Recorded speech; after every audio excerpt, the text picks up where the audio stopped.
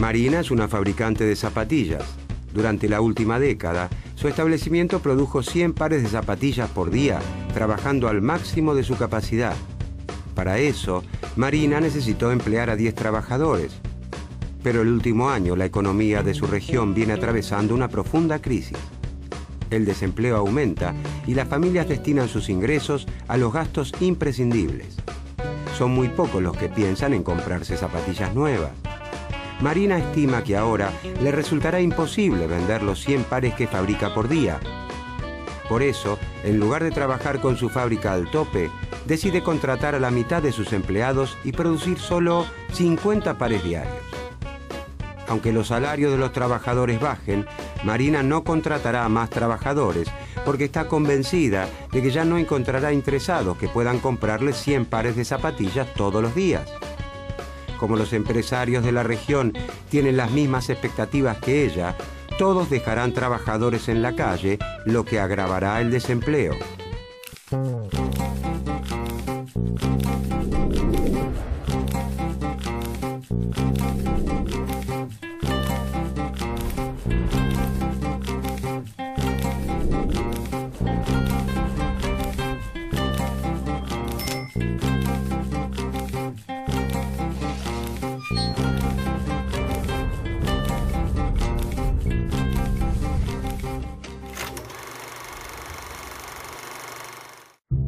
Cuando finaliza la Primera Guerra Mundial, Estados Unidos se erige como la nueva gran potencia mundial, amenazando la hegemonía británica.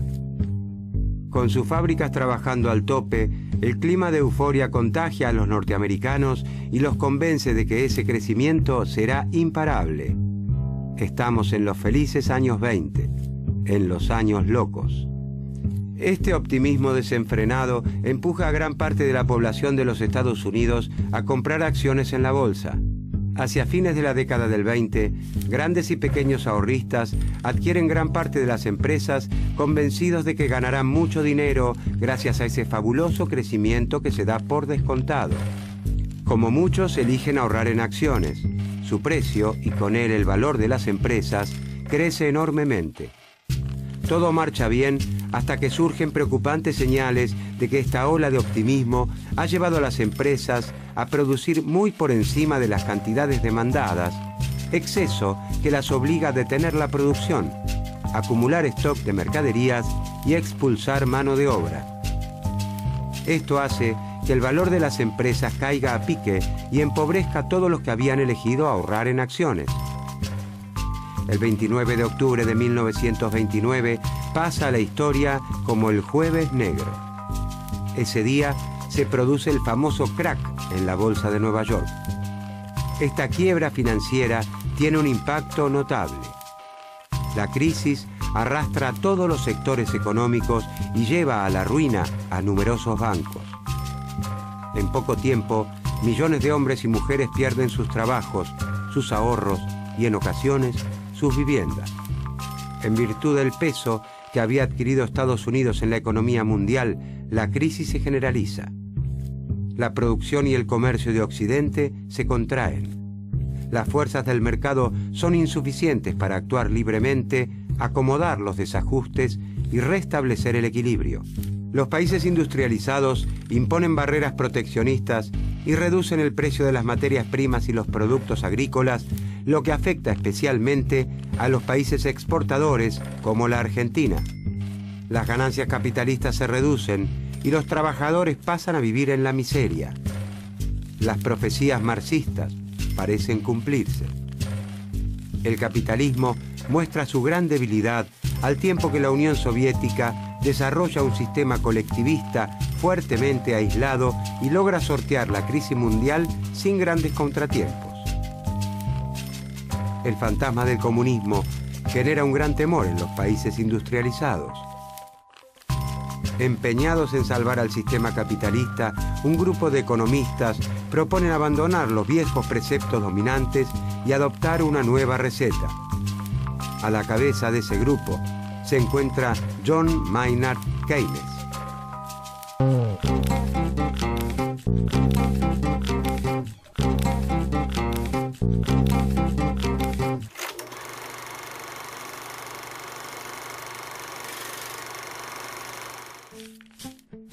John Maynard Keynes es uno de los grandes críticos de la teoría económica clásica y marginalista. Nace en Inglaterra en 1883 y estudia en la Universidad de Cambridge. Es alumno de Alfred Marshall, principal exponente del marginalismo. Marshall lo exhorta a que abandone su interés por la filosofía y las matemáticas y lo introduce en el estudio de la economía.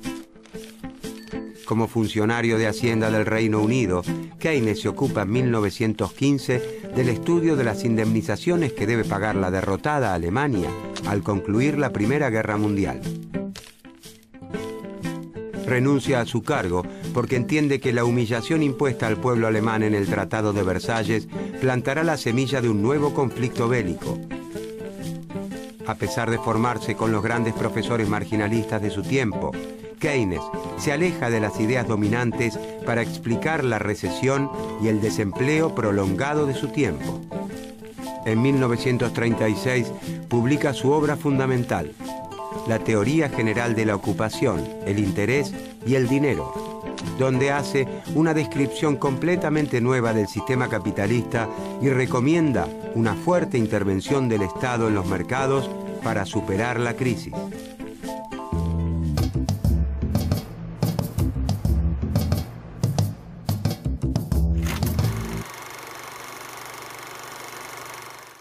Según el razonamiento marginalista, el desempleo puede ser voluntario o involuntario. Es involuntario, o no deseado, por dificultades momentáneas de la economía, por el tiempo que demoran los trabajadores en encontrar un nuevo empleo, o por el tiempo que necesitan los jóvenes para acceder a su primer empleo. Es decir, para los marginalistas, el desempleo involuntario es originado por motivos menores y fundamentalmente pasajeros, transitorios. El resto del desempleo es siempre voluntario, por voluntad de los propios trabajadores que prefieren el ocio al empleo, o por las regulaciones que traban el funcionamiento del mercado. Estas regulaciones pueden ser los convenios colectivos de trabajo o el salario mínimo. Según el pensamiento marginalista, si los trabajadores, organizados en sindicatos, y el Estado no interfirieran en el mercado laboral, los salarios podrían bajar libremente hasta el punto en el que desaparecería el desempleo, ya que a un salario menor, los empresarios estarían siempre dispuestos a contratar más trabajadores. Keynes se opone a esta tesis, afirmando que el desempleo involuntario o no deseado puede ser permanente, no solo transitorio. Observa que a pesar de ofrecer su fuerza de trabajo a salarios más bajos, los obreros de los países azotados por la crisis tampoco consiguen empleo. Y afirma que esto se debe a que la demanda efectiva es insuficiente.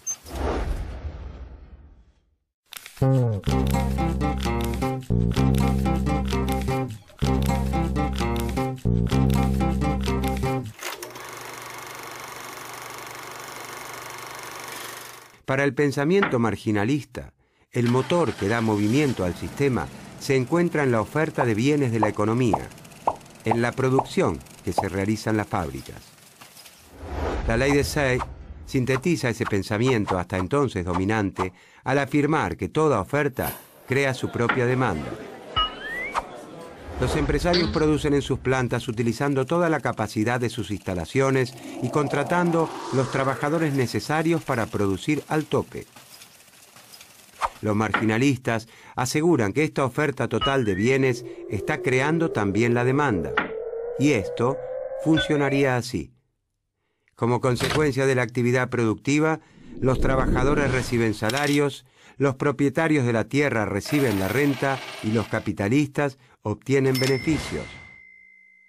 Con estos ingresos, las familias de trabajadores, terratenientes y capitalistas compran bienes, es decir, generan una demanda para la economía. Keynes invierte la ley de Say y asegura que es la demanda la que crea la oferta. No es cierto que los bienes producidos encuentren siempre quien quiera comprarlos. Es posible que los productos no puedan venderse o que la demanda sea persistentemente insuficiente en relación con todos los productos que se ofrecen en el mercado.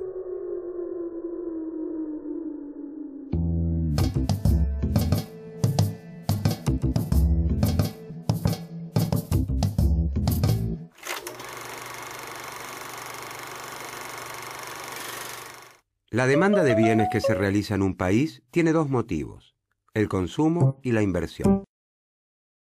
El consumo depende del ingreso de las familias, los salarios de los trabajadores, los beneficios de los empresarios y las rentas de los propietarios de la tierra. Cuanto más altos sean los ingresos de trabajadores, empresarios y propietarios, cuanto más dinero tengan en sus bolsillos, mayor será su consumo. Pero el conjunto de todas las familias no gasta todo su ingreso en consumo. Algunas están en condiciones de destinar una parte importante al ahorro. La proporción del ingreso que el total de las familias destina al consumo se llama propensión a consumir. Cuando los ingresos de la familia aumentan, el consumo se incrementa, pero la propensión a consumir tiende a ser cada vez menor, pues las familias destinan cada vez mayor proporción de su ingreso al ahorro. En las sociedades en las que la distribución del ingreso es muy desigual, la propensión al consumo es menor que en las sociedades igualitarias, porque la mayor parte de la riqueza se concentra en las clases privilegiadas, que destinan al consumo una parte menor que las clases postergadas. Por este motivo, Keynes cree en una política de redistribución del ingreso en beneficio de las clases más postergadas. De esta manera se impulsa el consumo y, en consecuencia, la demanda efectiva, la producción y el empleo de la economía. El otro componente de la demanda es la inversión. La inversión no depende de las familias. Los empresarios invierten cuando compran maquinaria e instalaciones para aumentar, mantener o mejorar la producción. Y lo hacen dependiendo de cuánto esperen ganar. Si creen que la economía irá bien y sus ventas se incrementarán, esperarán embolsarse abultadas ganancias. Por lo tanto, aumentarán su capacidad productiva demandando bienes de inversión y contratando mano de obra. Si los empresarios ven un horizonte gris, optarán por quedarse con el equipamiento existente o dedicarán pocos recursos a la adquisición de uno nuevo. Como el futuro es incierto, las expectativas de los empresarios son poco predecibles. Los niveles de actividad y empleo dependen de un factor psicológico imponderable, incontrolable e inestable. Keynes llama a estos estados de ánimo los espíritus animales de los empresarios. Si los empresarios tienen expectativas negativas sobre el futuro de la economía, la inversión será pequeña y una parte de la oferta quedará siempre sin vender. Cuando la demanda efectiva se encuentra reducida por la crisis, los empresarios producen menos de lo que podrían si operaran al tope. Por más bajos que sean los salarios, los empresarios no contratarán más trabajadores porque no tienen a quien vender su producción. Ese desempleo provoca que cada vez se consuman menos productos, lo que lleva a un círculo vicioso de estancamiento.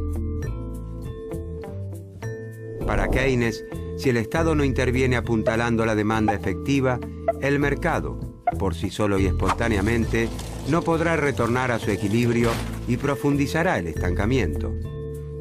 Si bien el interés del empresario individual es reducir al máximo los salarios de sus trabajadores, el sistema capitalista en su conjunto necesita que los trabajadores reciban buenos salarios para que puedan consumir y generar demanda.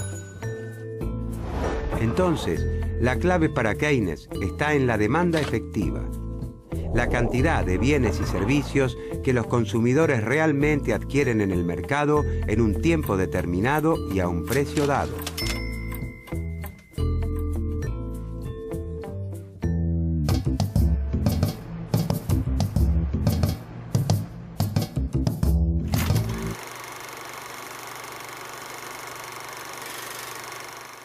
El Estado es llamado por Keynes a impulsar la demanda efectiva. Para combatir el desempleo, Keynes sostiene que el Estado debe intervenir incrementando la demanda efectiva. Si la demanda efectiva aumenta, los empresarios estarán dispuestos a aumentar la producción, a utilizar sus plantas al tope y para ello deberán contratar cada vez más trabajadores. El Estado cuenta con dos herramientas para aumentar la demanda efectiva: la política fiscal y la política monetaria.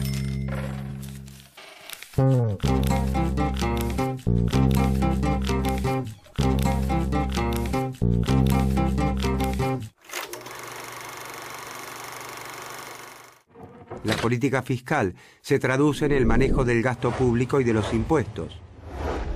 Con la realización de importantes obras públicas o de infraestructura, el Estado aumenta el componente inversión de la demanda, complementando o sustituyendo la inversión de los empresarios. Los trabajadores contratados, antes desempleados, disponen ahora de un ingreso que destinarán a aumentar también el consumo. Si se construyera infraestructura destinada al transporte o a la energía, estos trabajadores estarían incluso contribuyendo a la futura inversión privada porque reducirían los costos como flete y energía.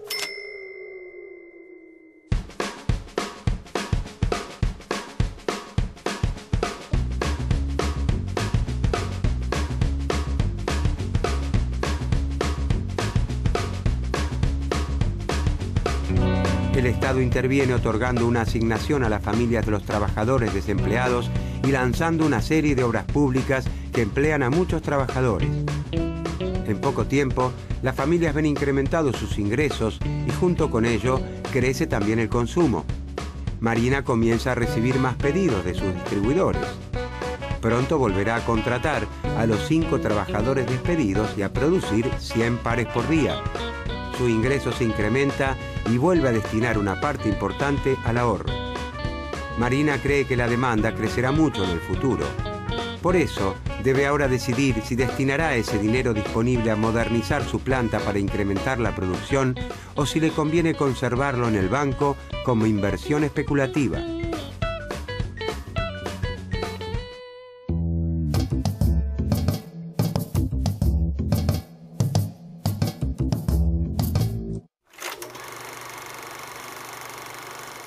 La otra herramienta de que dispone el Estado para alentar la demanda efectiva es la política monetaria. Las decisiones de inversión de los empresarios para aumentar la producción no solo tienen en cuenta la rentabilidad que esperan obtener gracias a la adquisición de maquinarias y equipamientos.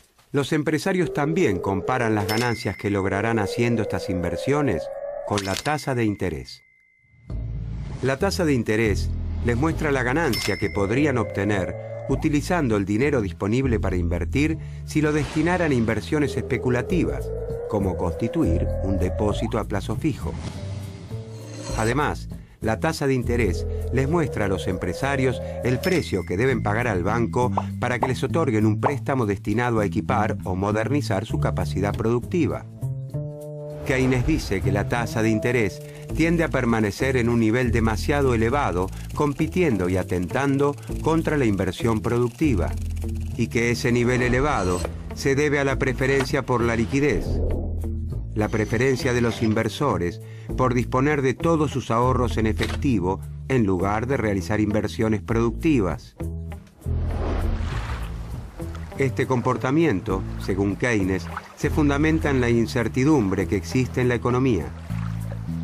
Entonces, para convencer a los inversores para que realicen plazos fijos, los bancos incrementan la tasa de interés y desalientan, por otro lado, la inversión productiva. Para alentar la reducción de la tasa de interés, incrementar la inversión productiva y con ella la demanda efectiva y el empleo, Keynes propone que el Estado instrumente una política monetaria expansiva. Mediante la emisión de billetes y monedas y su inyección en la economía, el Estado logra que la tasa de interés no sea muy elevada. Si hay mucho dinero en la economía, el precio de ese dinero, es decir, la tasa de interés, tiende a caer. Una tasa de interés baja estimulará a los empresarios a endeudarse con los bancos para invertir, lo que aumentará la demanda efectiva, la producción y el empleo.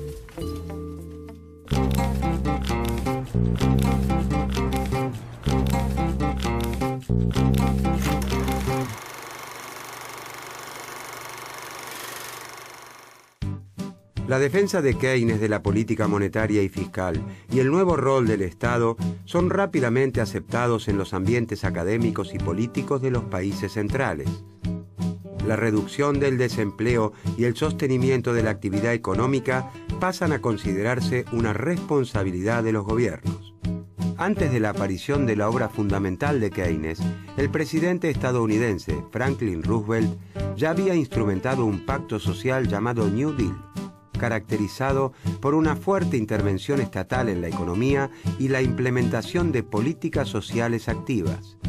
Después de la Segunda Guerra Mundial, la teoría keynesiana se impone masivamente alrededor del planeta.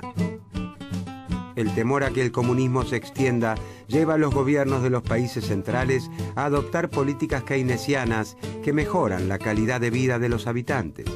Salud, educación, jubilación y acceso al crédito son los componentes de lo que se llama estado de bienestar. Este período, conocido también como los 30 años dorados, se extiende desde mediados de la década de los 40 hasta principios de la década de los 70. Fundados en los acuerdos de Bretton Woods, donde se asentó el orden económico occidental entre las potencias vencedoras de la Segunda Guerra, se establecen mecanismos de coordinación institucional internacional para evitar desajustes que hagan peligrar la producción y el empleo. El Fondo Monetario Internacional y el Banco Mundial son dos instituciones que nacen con ese fin, pero que a partir de la década de los 70 perderán su rol coordinador para convertirse en agentes de la liberalización de los mercados mundiales.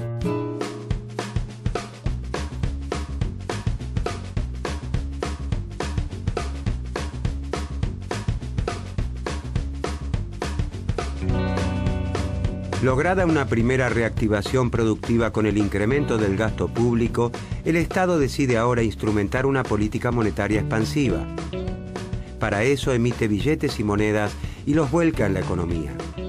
Las tasas de interés se reducen. Marina y el resto de los empresarios entienden que no les conviene conservar su dinero en plazos fijos. Es muy poca la ganancia que obtienen de los bancos y obtendrían mucho más si lograran producir y vender mayor cantidad de bienes y servicios. Como hay mayor cantidad de dinero en manos de las familias, Marina está convencida de que la demanda de sus zapatillas crecerá. Por eso retira su dinero del banco y además pide un préstamo para la compra de nueva maquinaria que le permitirá aumentar la producción a 140 pares de zapatillas por día. Marina sabe que necesitará también contratar más trabajadores para que manejen esas máquinas nuevas. En consecuencia, se reducirá aún más el desempleo. Las decisiones de política fiscal y monetaria del Estado, basadas en el pensamiento de Keynes, surten el efecto deseado.